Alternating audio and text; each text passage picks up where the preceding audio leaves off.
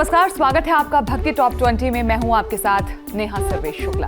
आइए आगे बढ़ते हैं, आपको अवगत कराते हैं धर्म और आध्यात्म जगत से जुड़ी हुई 20 बड़ी खबरों से। जन आस्था का महापर्व छठ न केवल भारत बल्कि लंदन में भी मनाया गया। वहां भी महिलाओं ने परंपरागत वेशभूषा पहनकर इस महापर्व को मनाया। छठ का पर्व अमेरिका के न्यू जर्सी में भी मनाया गया। इस महापर्व को वहां बसे भारतीय मूल के लोगों ने काफी उत्साह के साथ मनाया। 6 नवंबर से जयपुर के विद्याधर नगर में चल रही श्रीमद् भागवत कथा का आज होगा समापन। इस कथा में परम पूज्य डॉक्टर संजय कृष्ण सलील जी महाराज भक्तों को श्री हरि की महिमा से अवगत कराएंगे। 5 दिसंबर से ग्रेटर नोएडा में लीजिए श्रीमद् भागवत कथा रस वर्षण कार्यक्रम का आनंद। 12 दिसंबर तक चलने वाले इस कार्यक्रम में परम श्रद्धेय वैष्णवाचार्य धर्मेंद्र वत्स जी महाराज लोगों को धर्मनिष्ठ बनने की देंगे प्रेरणा। 16 नवंबर से वृंदावन में आनंद लीजिए श्री विष्णु पुराण कथा एवं पोथी पारायण का।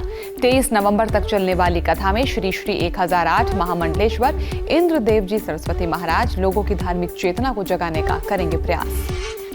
25 नवंबर से भिंड मध्य प्रदेश में आरंभ होगी श्रीमद् भागवत कथा।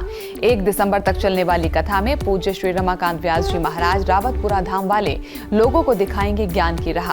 आप दोपहर 1 बजे से शुभ टीवी पर इस कथा का प्रसारण देख सकते हैं। 11 दिसंबर से सनातन धर्म भूषण श्री राज राजेश्वर गुरु जी के आशीर्वाद से इंटरनेशनल सिद्धाश्रम शक्ति सेंटर के तत्वावधान में पातलेश्वर शिव मंदिर चीखली गुजरात में आरंभ होगी श्री हनुमान कथा।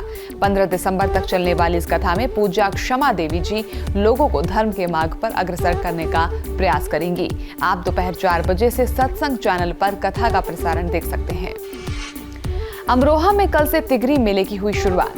20 नवंबर तक चलने वाले इस मेले में सुरक्षा के सख्त इंतजाम किए गए हैं। यहां बड़ी संख्या में श्रद्धालुओं के पहुंचने की उम्मीद है।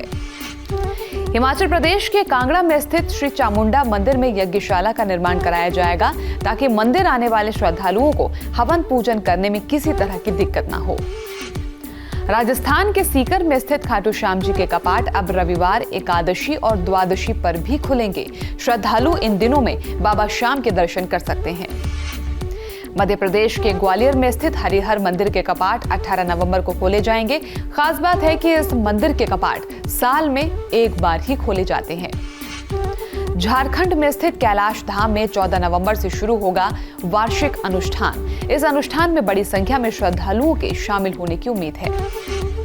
राजस्थान के श्री गंगानगर से 25 नवंबर को चलेगी रामायण यात्रा स्पेशल ट्रेन। ये ट्रेन भगवान श्री राम के हर धाम के दर्शन कराएगी।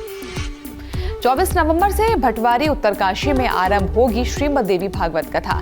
2 दिसंबर तक चलने वाली इस कथा में पंडित सुरेश नौटियाल जी महाराज लोगों को देवी मां के विभिन्न स्वरूपों और उनकी महिमा से अवगत कराएंगे।